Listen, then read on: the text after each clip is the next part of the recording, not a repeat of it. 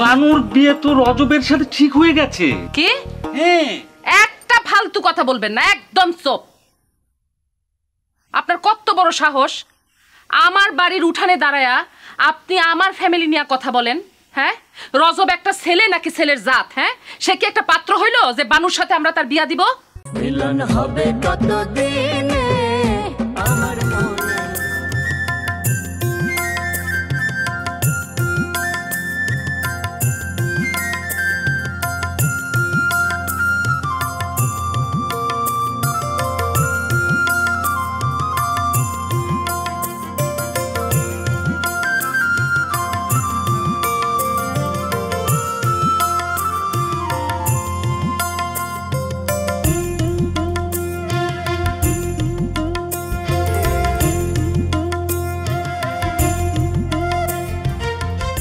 খালামণি, বসবো? বসার জন্য কি আপনার অনুমতির প্রয়োজন আছে? সে তো নিশ্চয়ই আছে, নিশ্চয়ই আছে। অনুমতি ছাড়াই কিন্তু বসে।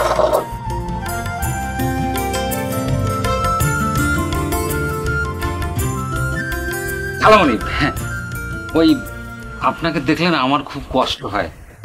মানে 3 বোনের মধ্যে আপনি সবচেয়ে স্মার্ট, অথচ কপালের কি লিখুন। হ্যাঁ, সো স্যাড, ভেরি স্যাড। এই যে অর্থ কষ্ট আপনি আছেন, সেই কারণে মামার কাছে পৈতৃক সম্পত্তির ভাগ নিতে এসেছেন। ছাড়বেন কেন? ঠিকই আছে, আপনি ছাড়বেন না, ভাগ নিবেনই। ভাগ ছাড়ার প্রশ্নই আসে না। আরো কিছু বলবেন?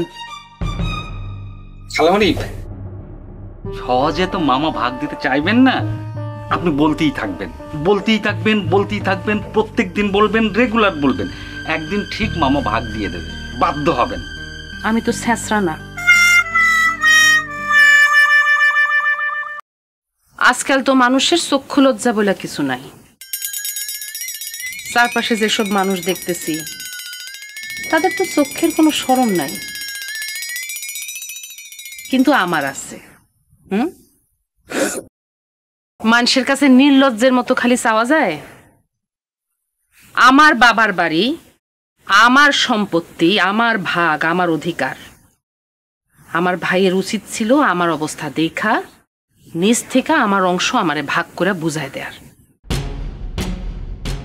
অথচ তা না কইরা অন্য বোনেদের অজুহাত দেখাইতেছে।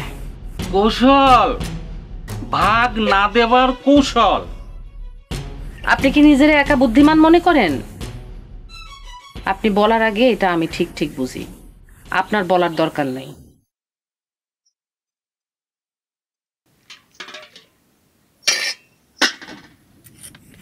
দেখি আমি একটু যাই। কোথায় যাবেন? সরদর্শিকায় একটা ভালো ছেলের সন্ধান পাইছি, দেখি যদি সবকিছু মিলা যায় তাহলে বানুর সাথে বিয়ার সম্বন্ধের প্রস্তাব দেব। যা, বানুর বিয়ে তো রজবের সাথে ঠিক হয়ে গেছে। কি? হ্যাঁ। একটা ফালতু কথা বলবেন না, একদম চুপ। আপনার কত বড় সাহস আমার বাড়ির উঠানে দাঁড়ায়া আপনি আমার ফ্যামিলি নিয়ে কথা বলেন? হ্যাঁ, রজব একটা ছেলে নাকি ছেলের জাত? হ্যাঁ, সে কি একটা পাত্র হইলো যে বানুর সাথে আমরা তার বিয়া দিব? একটা কথা বলে রাখি, এই পরিবারের একটা মান সম্মান আছে, আমার বাবার একটা সুনাম আছে। সেটা যদি আমার ভাই ভুইলা গিয়া থাকে, আমি মাইয়া হইয়া সেটা ভুলবো না। যতদিন পর্যন্ত আমি বাইসা থাকবো এই বাড়িতে কোনো অজাত কুজাত ঢুকতে পারবে না। বানুর বিয়া বলি বা আর কারো বিয়া বলি, এই বাড়ির এই পরিবারের কোনো মেয়ের কোনো অজাতের সাথে বিয়া হবে না। সরেন, পথ ছাড়েন। খালামণি, হাল ছাড়বেন না কিন্তু।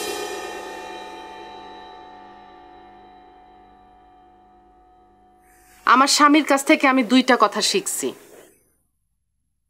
তিনি সবসময় বলতেন, মানুষের সবসময় উপরের দিকে নজর রাখতে হয়, তাইলে উপরে ওঠার ইচ্ছা থাকে। আরো একটা কথা বলে গেছেন, বুদ্ধি নিতে হয় নিজের সমকক্ষ মানুষের কাছ থেকে, নিচু জাতের কাছ থেকে না।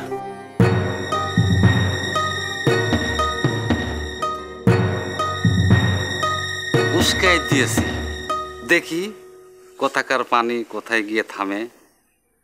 গান গায় আমার মনরা বোঝাই, মন থাকে পা গোলা পাড়া, আর কিছু চাই না মনে গান ছাড়া, গান ছাড়া আর কিছু চাই না মনে গান ছাড়া।